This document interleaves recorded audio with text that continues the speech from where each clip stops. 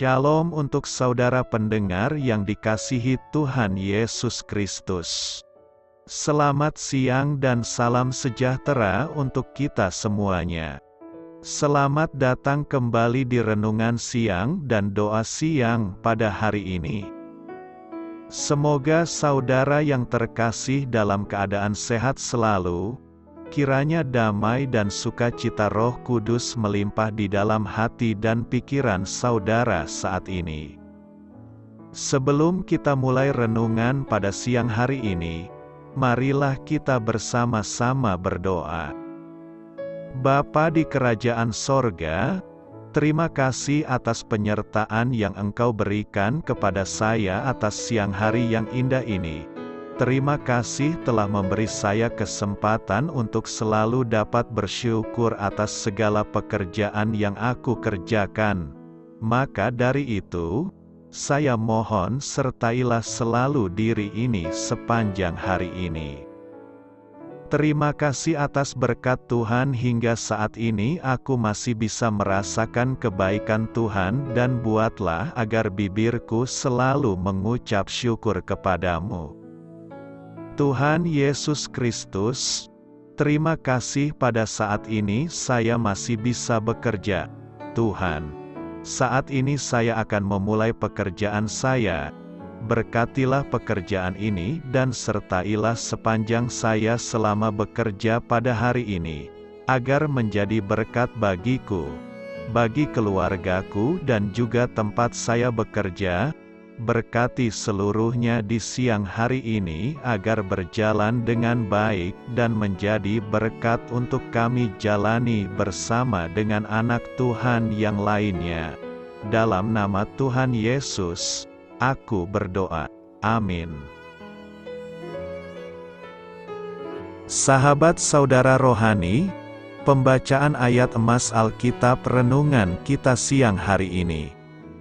Nats bacaan kita siang hari ini adalah, barang siapa ingin menjadi besar di antara kamu, hendaklah ia menjadi pelayanmu. Tertulis di dalam kitab Markus 10 ayat 43, judul renungan kita hari ini adalah, Kebesaran Sejati. Bacaan kita pada siang ini terambil dari kitab Markus 10 ayat 35 sampai dengan ayat 45. Lalu Yakobus dan Yohanes, anak-anak Zebedes, mendekati Yesus dan berkata kepadanya, "Guru, kami harap supaya Engkau kiranya mengabulkan suatu permintaan kami." Jawabnya kepada mereka, "Apa yang kamu kehendaki aku perbuat bagimu?" Lalu kata mereka, "Perkenankanlah kami duduk dalam kemuliaan-Mu kelak, yang seorang lagi di sebelah kanan-Mu dan yang seorang di sebelah kiri-Mu." Tetapi kata Yesus kepada mereka, "Kamu tidak tahu apa yang kamu minta.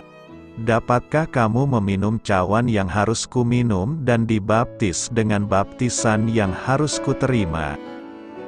Jawab mereka, "Kami dapat." Yesus berkata kepada mereka, "Memang, kamu akan meminum cawan yang harus kuminum dan akan dibaptis dengan baptisan yang harus kuterima. Tetapi hal duduk di sebelah kananku atau di sebelah kiriku, aku tidak berhak memberikannya. Itu akan diberikan kepada orang-orang bagi siapa itu telah disediakan." Mendengar itu ke-10 murid yang lain menjadi marah kepada Yakobus dan Yohanes.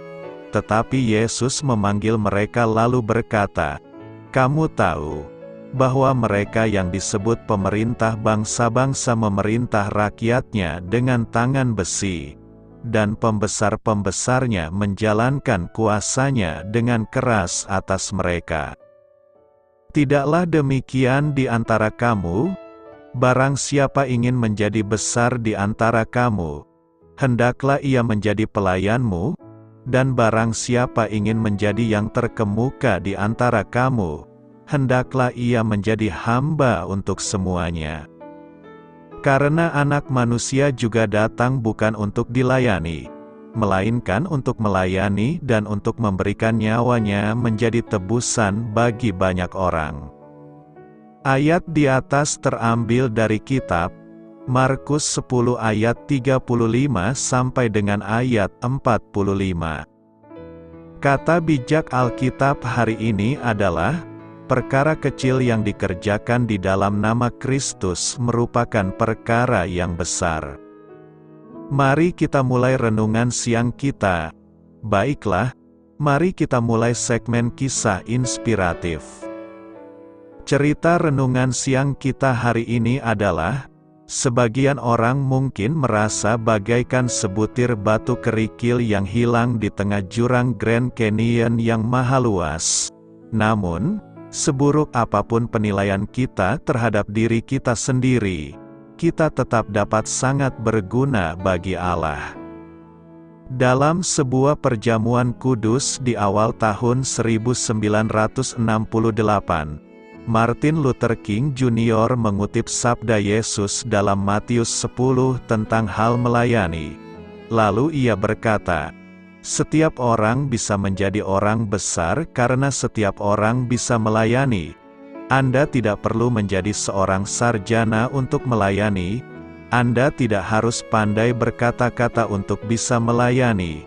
Anda pun tidak perlu mengenal Plato atau Aristoteles untuk bisa melayani.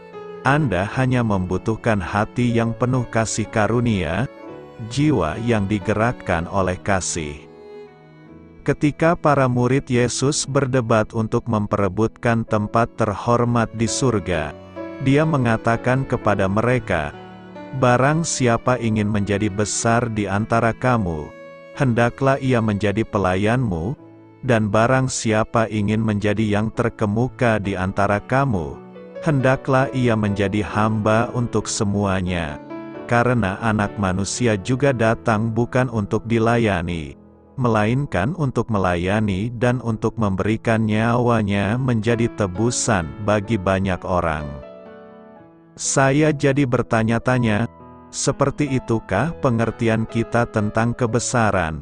Apakah kita melayani dengan senang hati, mengerjakan pekerjaan yang mungkin tidak diperhatikan? Apakah pelayanan kita lebih ditujukan untuk menyenangkan Tuhan daripada memperoleh pujian manusia? Jika kita bersedia menjadi pelayan, kita akan mendapatkan kebesaran yang sejati. Menjadi pelayan, Markus 10 ayat 43 berkata, "Tidaklah demikian di antara kamu. Barang siapa ingin menjadi besar di antara kamu, hendaklah ia menjadi pelayanmu." Semua orang pasti ingin menjadi terkenal dan dihormati. Namanya menjadi masyhur dan besar. Keinginan ini wajar dan manusiawi. Yesus senang dengan hal itu. Namun, barang siapa yang ingin menjadi besar harus memenuhi sebuah persyaratan, yakni harus bisa menjadi pelayan.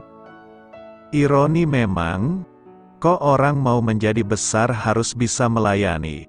Bukankah kalau sudah terkenal sejatinya harus dilayani? Orang terkenal harus dihormati dan diagungkan? Kontradiksi kelihatannya. Namun Yesus mengatakan hukum terbalik. Kalau mau besar ya melayanilah. Sebab dengan mau dan bersedia melayani maka dirinya menjadi hamba yang menolong orang, itulah kebesaran sejati. Ketika kita melayani orang dengan kerendahan hati dan tulus ikhlas, itulah orang besar dan termasyhur. Dari nas hari ini kita bisa belajar bahwa setiap orang bisa menjadi besar. Karena setiap orang bisa melayani, kita tak perlu gelar sarjana untuk bisa melayani. Kita tak perlu membuat satu kalimat yang sempurna untuk bisa melayani. Kita tak perlu mengetahui tentang Plato dan Aristoteles untuk bisa melayani. Kita hanya perlu sebuah hati yang penuh kasih karunia dan jiwa yang digerakkan oleh kasih Yesus untuk mau melayani sesama. Ketika murid-murid Yesus bertengkar tentang siapa di antara mereka yang akan menduduki tempat terhormat di surga, Yesus berkata kepada mereka, "Barang siapa ingin menjadi besar di antara kamu, hendaklah ia menjadi pelayanmu, dan barang siapa ingin menjadi yang terkemuka di antara kamu, hendaklah ia menjadi hamba untuk semuanya. Karena Anak Manusia juga datang bukan untuk dilayani, melainkan untuk melayani dan untuk memberikan nyawanya menjadi tebusan bagi banyak orang." Bagaimanakah dengan kita? Seperti itukah pemahaman kita tentang keagungan? Apakah kita melayani dengan gembira saat melakukan pekerjaan yang mungkin tidak diperhatikan oleh orang lain? Apakah tujuan kita melayani adalah untuk menyenangkan Tuhan dan bukan untuk mendapatkan pujian? Jika kita bersedia menjadi seorang pelayan, hidup kita akan memuliakan Tuhan yang sungguh agung. Tak ada pelayanan yang dipandang kecil, ataupun terlalu besar, meski seluruh bumi diraihnya. Hal itu kecil jika demi kemuliaan diri sendiri, dan itu besar jika seturut kehendak Tuhan. Perbuatan sederhana yang dilakukan demi nama Kristus merupakan perbuatan yang sungguh agung. Karena itu, jadilah pelayan yang rendah hati, karena itulah orang besar yang sejati. Melayani bukan untuk dilayani. Markus 10 ayat 45 berkata, "Karena Anak Manusia juga datang bukan untuk dilayani, melainkan untuk melayani dan untuk memberikan nyawanya menjadi tebusan bagi banyak orang." Kedatangan Yesus ke dunia ini hanya untuk melayani, bukan untuk dilayani. Pengajaran ini hendak menjadi gaya hidup kita sebagai hamba-Nya. Melayani dapat mencakup pelayanan di hadapan umum seperti berkhotbah dan mengajar, tetapi dapat juga mencakup pelayanan di belakang layar seperti misalnya menjemput mereka yang tidak memiliki kendaraan ke gereja, memimpin kelas balita, mencuci piring-piring kotor selesai acara ramah tamah dan memarkir kendaraan di halaman gereja. Melayani dapat terlihat nyata di hadapan orang banyak seperti memimpin nyanyi, tetapi dapat pula tidak terlihat oleh orang banyak seperti mengatur kursi gereja. Tuhan menghendaki setiap orang percaya melayani. Ketika Tuhan memanggil orang-orang pilihan-Nya, Ia tidak memanggil mereka untuk menganggur saja.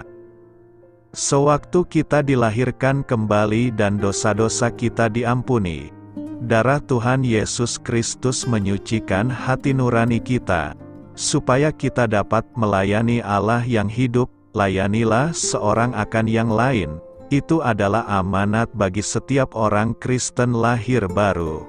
Tentu saja, adanya motif yang benar-benar sangatlah penting dalam melaksanakan pelayanan bagi Tuhan. Yang sangat mengagumkan adalah kehadiran Tuhan kita di dunia semata-mata untuk melayani dan menjadi pelayan bagi manusia. Pelayanan terbesar yang Yesus lakukan bagi kita adalah mengorbankan nyawanya agar kita diselamatkan. Adapun bentuk pelayanan kita di dunia ini adalah melakukan tugas yang telah Tuhan berikan kepada kita dan meneladani kehidupan Kristus selama hidupnya di dunia. Pertanyaan kita sekarang adalah, apakah melayani Tuhan merupakan pilihan atau tujuan hidup kita? Ada beberapa pelajaran yang kita dapat dari nas hari ini, yakni: pertama, kita diciptakan untuk melayani Allah. Alkitab berkata, Allah membentuk kita supaya kita melakukan hal-hal yang baik yang sudah dipersiapkannya untuk kita. Hal-hal yang baik inilah pelayanan kita. Kapanpun kita melakukan hal yang baik terhadap orang lain, asalkan kita melakukannya untuk Tuhan, kita sebenarnya sedang melayani Allah. Kedua, kita diselamatkan untuk melayani Allah. Allah menebus kita supaya kita bisa melakukan pekerjaan kudus-Nya. Kita tidak diselamatkan oleh pelayanan, tetapi kita diselamatkan untuk pelayanan. Dalam kerajaan Allah, kita memiliki sebuah tempat, sebuah tujuan, sebuah peran, sebuah fungsi untuk dilaksanakan. Ini memberi arti dan nilai yang luar biasa kepada kehidupan kita. Yesus harus mengorbankan nyawanya sendiri untuk membeli keselamatan kita. Kita tidak melayani Allah karena rasa bersalah atau ketakutan atau bahkan kewajiban, tetapi karena sukacita dan ucapan syukur yang dalam atas apa yang telah Dia kerjakan bagi kita. Kita berhutang nyawa kepadanya. Melalui keselamatan, masa lalu kita telah diampuni, masa kini kita diberi makna, dan masa depan kita dijamin. Istilah lain dalam bahasa Inggris untuk melayani Allah yang salah dimengerti oleh banyak orang adalah ministry. Ketika sebagian orang mendengar kata pelayanan, mereka berpikir tentang gembala, pendeta, dan rohaniwan profesional. Tetapi Allah berkata setiap anggota keluarganya merupakan seorang pelayan. Di dalam Alkitab, kata hamba dan pelayanan adalah sinonim, seperti halnya servis dan ministry. Jika Anda seorang Kristen, Anda merupakan seorang pelayan dan Anda melayani. Ketiga, kita dipanggil untuk melayani Allah. Ketika bertumbuh, kita mungkin mengira bahwa dipanggil oleh Allah merupakan sesuatu yang hanya dialami oleh para misionaris, gembala, dan pekerja gereja purna waktu lainnya. Tetapi Alkitab berkata bahwa semua orang Kristen dipanggil untuk melayani. Panggilan kita untuk keselamatan meliputi panggilan Anda untuk melayani. Keduanya sama. Tidak peduli apa pekerjaan atau karir kita dipanggil untuk pelayanan Kristiani purna waktu. Seorang Kristen yang tidak melayani merupakan sebuah pernyataan yang bertentangan. Setiap kali kita memakai kemampuan-kemampuan yang diberikan Allah untuk menolong orang lain, kita sedang memenuhi panggilan kita. Keempat, kita diperintahkan untuk melayani Allah. Bagi orang-orang Kristen, pelayanan bukanlah pilihan, sesuatu untuk dimasukkan ke dalam jadwal kita jika kita bisa menyediakan waktu. Pelayanan adalah inti kehidupan Kristen. Yesus datang untuk melayani dan untuk memberi. Dan kedua kata kerja tersebut seharusnya juga menjadi ciri kehidupan kita di dunia. Kita seharusnya menjadi bagian dari solusi, bukan masalah. Apa yang kita lakukan dalam melayani Yesus sehingga kita dapat duduk dalam kemuliaan-Nya kelak sesuai dengan firman Tuhan hari ini? Pertama, memberi diri. Tentu tugas pertama kita dalam melayani adalah memberi diri. Tidak mungkin orang mau melayani, namun tidak mau memberi diri. Saya teringat dalam pelayanan gereja ada majelis yang melayani namun tidak memberi diri. Dia menganggap jabatan itu adalah kekuasaan. Demikian juga dalam organisasi ada nama tapi tidak memberi diri. Yesus dalam pelayanan memberi diri dengan sungguh-sungguh. Kedua, melayani dengan hati. Ada sebuah lagu rohani, Hati sebagai hamba, artinya dia memberi diri melayani dengan hati yang sungguh-sungguh bahkan melupakan jabatan yang diembannya, status sosialnya untuk melayani Tuhan. Yesus juga meninggalkan jabatan kealahannya dan mengambil rupa sebagai seorang hamba dalam melayani. Ketiga, seturut dengan kehendak Bapa di sorga. Dalam melayani bukan kehendak diri kita yang dikedepankan, namun kehendak Tuhan sendiri. Dalam Yohanes 15 ayat 16 berkata, "Bukan kamu yang memilih aku, tetapi akulah yang memilih kamu, dan aku telah menetapkan kamu, supaya kamu pergi dan menghasilkan buah dan buahmu itu tetap, supaya apa yang kamu minta kepada Bapa dalam namaku, diberikannya kepadamu. Karena itu, layanilah setiap orang sebagai bukti bahwa kita melayani Tuhan. Apa yang diajarkan Alkitab tentang keserakahan? Mari kita jawab. Keserakahan adalah hasrat egois yang menginginkan lebih banyak dari sesuatu, yang pada umumnya adalah kekuasaan atau harta. Ada berbagai himbauan dalam Alkitab terkait keserakahan dan keinginan bergelimang harta. Yesus menghimbau, "Berjaga-jagalah dan waspadalah terhadap segala ketamakan, sebab walaupun seorang berlimpah-limpah hartanya, hidupnya tidaklah tergantung daripada kekayaannya itu." Janganlah kamu mengumpulkan harta di bumi ngengat dan karat merusakkannya dan pencuri membongkar serta mencurinya. Kamu tidak dapat mengabdi kepada Allah dan kepada Mamon. Apakah Yesus berusaha mengumpulkan uang? Tidak.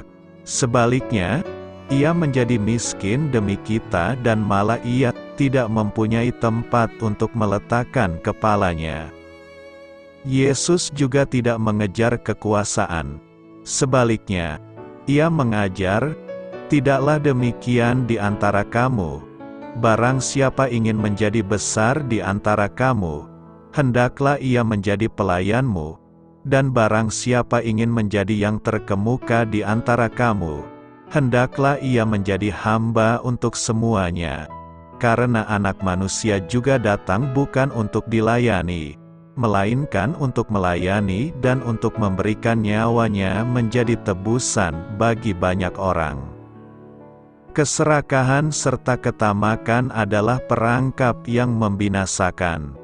Akar segala kejahatan ialah cinta uang, dan umat Kristen dihimbau, jangan berharap pada sesuatu yang tak tentu seperti kekayaan.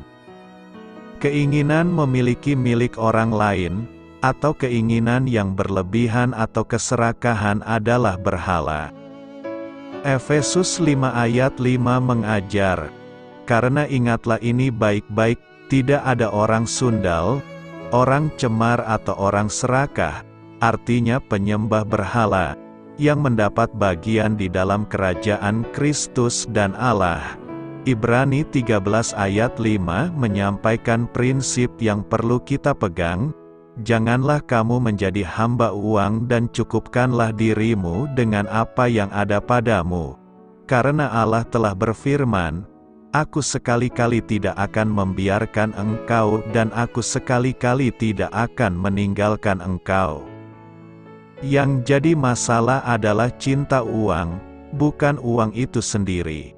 Cinta akan uang adalah dosa karena menghalangi penyembahan Allah. Yesus telah mengajar bahwa sangat sulit bagi orang kaya untuk masuk ke dalam kerajaan Allah. Ketika penguasa muda yang kaya menanyakan cara memperoleh kehidupan kekal kepada Yesus, Yesus menyuruhnya menjual semua miliknya dan membagikannya kepada fakir miskin. Ketika orang muda itu mendengar perkataan itu, pergilah ia dengan sedih, sebab banyak hartanya. Dengan menyuruhnya melepaskan semua hartanya, Yesus sedang menekankan masalah utama orang muda itu, keserakahan atau cinta uang. Pria itu tidak dapat mengikuti Kristus karena ia sedang mengikuti uang. Kasihnya akan dunia ini menghalangi kasihnya akan Allah. Keserakahan tidak dapat dipuaskan. Seringkali, semakin banyak yang kita peroleh, semakin banyak yang kita inginkan. Harta benda milik kita tidak dapat melindungi kita, baik dalam kehidupan ini maupun dalam kehidupan kekal. Perumpamaan Yesus tentang orang kaya yang bebal dalam Lukas 12 ayat 13-21 menekankan ajaran ini. Sekali lagi, Uang atau harta kekayaan bukanlah masalahnya. Masalahnya adalah sikap kita seputar uang atau harta kekayaan. Ketika kita menempatkan kepercayaan kita dalam uang atau keranjingan mendapatkan lebih banyak, kita gagal memuliakan Allah dan menyembah Dia sebagaimana mestinya. Kita harus melayani Allah, bukan menghabiskan waktu kita berupaya menjadi kaya. Hasrat kita seharusnya mengumpulkan harta di surga dan tidak khawatir tentang makanan atau minuman atau pakaian. Tetapi carilah dahulu kerajaan Allah dan kebenarannya, maka semuanya itu akan ditambahkan kepadamu. Apa maksudnya Anak Manusia datang bukan untuk dilayani, melainkan untuk melayani? Mari kita jawab, saat Yesus mempersiapkan murid-muridnya untuk kematiannya, Yakobus dan Yohanes yang dijuluki putra guntur datang kepadanya dengan sebuah permintaan. Ketika engkau duduk di tahta kemuliaan-Mu, kami ingin duduk di tempat terhormat di sebelah engkau, di atas tahta-Mu kanan dan yang satu lagi di kiri-Mu. Ambisi egois mereka untuk diakui sebagai murid yang terbesar menunjukkan bahwa mereka belum memahami hakikat kerajaan Kristus yang akan Dia dirikan melalui penderitaan dan kematiannya di kayu salib. Yesus memperingatkan mereka untuk mempertimbangkan segala akibat yang harus mereka tanggung sebagai pengikut-Nya. Kemudian Tuhan menyampaikan sinopsis singkat dan mencengangkan dari pengajarannya yang luas tentang pelayanan. Sebab Anak Manusia datang bukan untuk dilayani, melainkan untuk melayani dan untuk memberikan nyawanya menjadi tebusan bagi banyak orang. Yakobus dan Yohanes secara keliru berasumsi bahwa keunggulan dalam kerajaan Allah didasarkan pada kedudukan, kekuasaan, dan otoritas. Yesus menjelaskan bahwa jalan menuju kebesaran adalah perjalanan penderitaan yang mengerikan, penderitaan yang sama yang dialami Yesus. Ironisnya, Yakobus dan Yohanes memang mengalami penderitaan yang sama seperti Yesus. Yakobus kemudian menjadi martir Kristen pertama, yang dipenggal kepalanya oleh Herodes Agripa, dan Yohanes mengalami penganiayaan berat sepanjang hidupnya dan akhirnya diasingkan ke Pulau Patmos. Yesus Kristus adalah teladan utama seorang hamba dalam kerajaan Allah. Segala sesuatu yang Dia lakukan selama Dia hidup dan melayani bersama para rasul menjadi teladan bagi mereka dan kita saat ini. Yesus menyembuhkan yang sakit, memberi makan yang lapar, dan melayani anggota masyarakat yang paling lemah dan terpinggirkan. Yesus datang untuk mencurahkan hidupnya dalam pelayanan. Oleh karena itu, kita harus memberikan hidup kita untuk melayani Dia dan orang lain. Tuhan dan Pencipta alam semesta, yang mengetahui bahwa Bapa telah memberinya kuasa atas segala sesuatu dan bahwa Dia berasal dari Tuhan dan akan kembali kepada Tuhan, berdiri dari meja Paskah, menanggalkan jubahnya, membungkusnya dengan handuk, melingkari pinggangnya, dan menuangkan air ke dalam baskom. Kemudian Dia mulai membasuh kaki murid-muridnya, mengeringkannya dengan handuk yang ada di sekelilingnya. Petrus yang selalu emosional menolak pelayanan Kristus yang sederhana. Namun Yesus menjelaskan, "Kalau Aku, Tuan dan Gurumu, sudah membasuh kakimu, maka kamu pun wajib saling membasuh kaki. Sebab Aku telah memberikan kepadamu sebuah contoh, bahwa kamu juga harus melakukan hal yang sama seperti yang telah Aku lakukan kepadamu. Sesungguhnya Aku berkata kepadamu, seorang hamba tidaklah lebih agung daripada tuannya, dan tidak pula seorang utusan lebih agung daripada orang yang mengutusnya. jika kamu mengetahui hal-hal ini, berbahagialah kamu jika kamu melakukannya. Dalam kerajaan Allah, kehebatan diukur dari sejauh mana kita bersedia melayani satu sama lain dengan rendah hati. Tidak ada seorang pun yang lebih menyerah untuk menjadi seorang hamba selain Yesus. Rasul Paulus menggambarkan kemerosotan tajam yang dialami Yesus ketika dia merendahkan dirinya ke bumi untuk melayani dan mati bagi kita. Meskipun dia adalah Tuhan, dia tidak menganggap kesetaraan dengan Tuhan sebagai sesuatu yang harus dipegang teguh. Sebaliknya, dia melepaskan hak istimewa ilahinya. Dia mengambil posisi rendah hati sebagai seorang budak dan dilahirkan sebagai manusia. Ketika dia menampakkan diri dalam wujud manusia, dia merendahkan dirinya dalam ketaatan kepada Allah dan mati sebagai penjahat di kayu salib. Mengingat apa yang Yesus lakukan, tidak masuk akal jika para pengikutnya tersinggung atau merasa direndahkan ketika melakukan tugas-tugas yang sederhana, dan bahkan tidak memberi imbalan. Yesus meninggalkan kedudukan yang mulia dan mulia di surga namun dengan patuh menaati Bapanya dalam segala hal. Kristus, Gembala yang baik, menyerahkan nyawanya bagi kita. Demikianlah hendaknya kita juga menyerahkan nyawa kita demi saudara-saudari kita. Dasar bagi kebesaran kerajaan Allah tidak terletak pada status, kekuasaan, atau otoritas, melainkan pada karakter yang rendah hati dan serupa dengan Kristus. Dalam The Bible Exposition Commentary, Warren Wiersbe menyatakan, kita mendapatkan tahta dengan membayar dengan nyawa kita, bukan dengan berdoa dengan bibir kita. Kita harus mengidentifikasi diri dengan Yesus Kristus dalam pelayanan dan penderitaannya, karena Dia pun tidak dapat mencapai tahta kecuali melalui salib. Yesus adalah Raja hamba.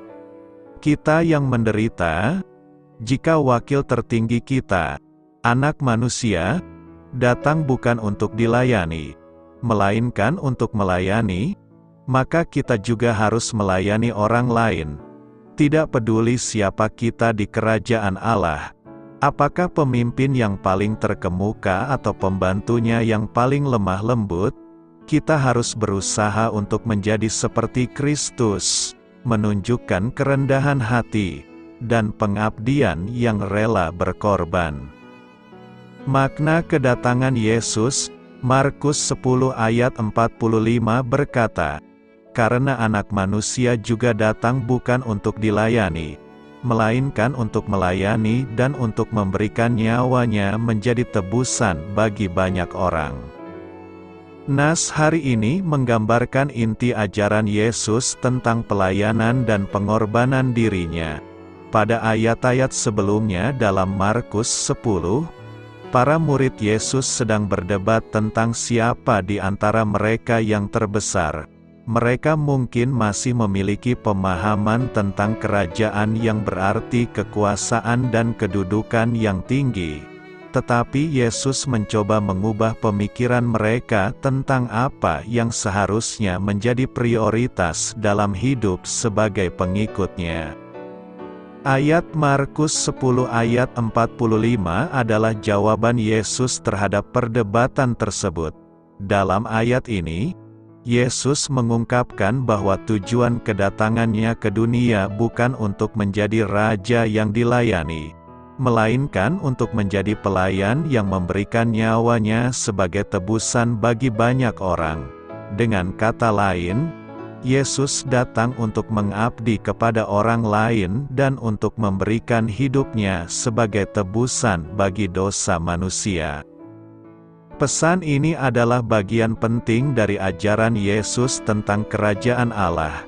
Ia mengajarkan bahwa yang terbesar dalam kerajaan Allah adalah mereka yang melayani orang lain dengan penuh kasih dan rendah hati. ia mengajarkan bahwa hidup sebagai seorang pengikutnya harus diisi dengan pelayanan kepada sesama dan pengorbanan diri, sebagaimana Yesus sendiri mengorbankan hidupnya untuk menebus dosa manusia. Jadi, latar belakang dari ayat Markus 10 ayat 45 adalah untuk mengingatkan para murid dan kita sebagai pembaca Alkitab bahwa sikap pelayanan dan pengorbanan adalah nilai-nilai inti dalam kerajaan Allah, dan kita harus mengikuti teladan Kristus dengan menjadi hamba dan melayani sesama dengan penuh kasih. Apa yang hendak direnungkan dari nas hari ini? Nas hari ini mengandung beberapa pesan penting yang perlu direnungkan. Pertama, sikap pelayanan. Pernyataan ini menggarisbawahi pentingnya sikap pelayanan dalam hidup.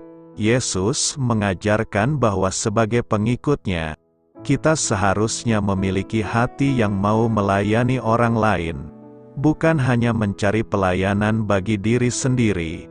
Sikap pelayanan ini mencakup membantu, memberi, dan peduli terhadap kebutuhan orang lain. Kedua, kesederhanaan. Pernyataan ini juga menekankan kesederhanaan.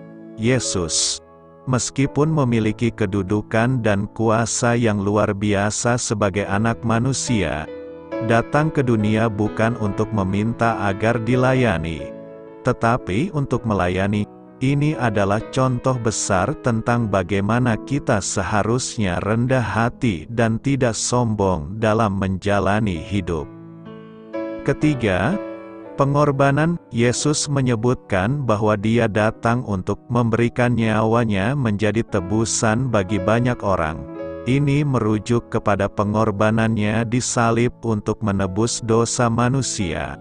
Pernyataan ini mengingatkan kita akan kasih karunia dan pengorbanan Yesus yang besar, serta mengajak kita untuk menghargai dan mengikuti contohnya dalam pengorbanan untuk kepentingan orang lain.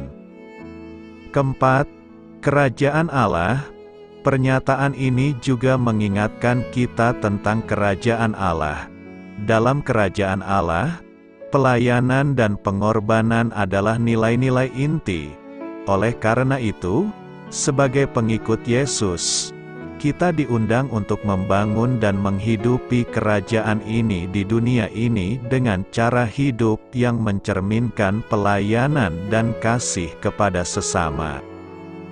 Dalam keseluruhan, pernyataan dalam Markus 10 ayat 45 mengajak kita untuk merenungkan sikap pelayanan, kesederhanaan, pengorbanan, dan nilai-nilai kerajaan Allah dalam hidup kita. Karena itu, renungan ini mengingatkan kita untuk menjalani hidup dengan hati yang penuh kasih dan melayani sesama dengan rendah hati, sebagaimana teladan yang diberikan oleh Yesus Kristus. Selamat berkarya untuk Tuhan, selamat memulai karya dalam minggu ini untuk Tuhan. Doa saya menyertai saudara sekalian. Saya memberkati Anda agar sewaktu Anda mencarinya dari Dia, Bapa Surgawi Anda akan memberikan bagi Anda roti harian Anda. Dalam nama Yesus Kristus, Tuhan yang berkuasa atas alam semesta dan menuntun kita kepada iman yang menyelamatkan, Tuhan Yesus menyertai senantiasa. Tuhan memberkati. Amin.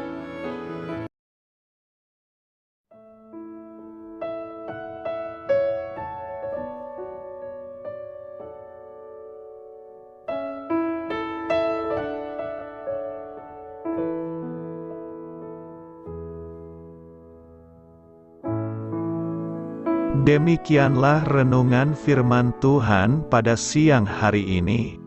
Semoga menjadi kekuatan di dalam hidup kita dan menjadikan kita pribadi yang lebih sukses. Sebelum kita memulai aktivitas hari ini, marilah kita berdoa. Bapa kami yang ada di sorga, Terima kasih atas kasih dan kebaikan Tuhan yang begitu besar buat kami. Tuntunlah perbuatanku agar di sepanjang hari ini saya bisa bekerja sebaik-baiknya, tidak pernah jemu menolong sesama, selalu ramah dan tahu terima kasih, menghayati iman dan mengamalkannya dengan sekuat tenagaku. Semua ini saya sampaikan kepadamu, dengan pengantaraan Kristus, Tuhan kami. Allah, Bapa kami bersyukur kepadamu, bahwa dengan bekerja kami boleh ambil bagian di dalam karya-Mu mensejahterakan dan membahagiakan umat manusia. Kami mohon bimbingan-Mu dalam melaksanakan pekerjaan kami hari ini. Bimbinglah kami agar sanggup bekerja dengan semangat kasih, dengan riang, rajin dan jujur. Terima kasih, Tuhan. Amin. Dalam nama Tuhan Yesus Kristus Tuhan dan Juru Selamat kami, Bapa kami yang baik, kami mengucap syukur dan berdoa. Amin. Biarlah firman Tuhan menjadi pengingat untuk kita semua, bahwa tuntunan dari Roh Kudus akan selalu memberi jalan keluar bagi setiap permasalahan hidup kita, dan memberi kedamaian di hati kita. Amin. Sampai jumpa di renungan siang saudara rohani berikutnya. Shalom.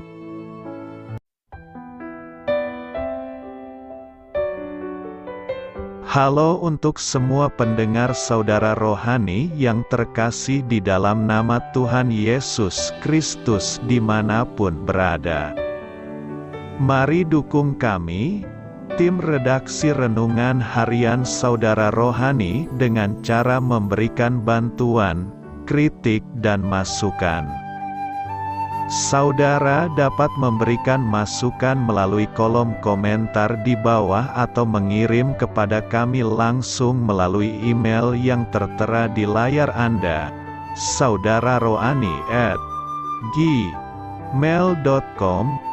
Jika saudara terberkati melalui renungan ini, saudara dapat mendoakan kami dan memberikan bantuan lainnya dengan mengirim email kepada kami. Saya berdoa agar saudara sekalian bahagia dan sehat selalu. Amin.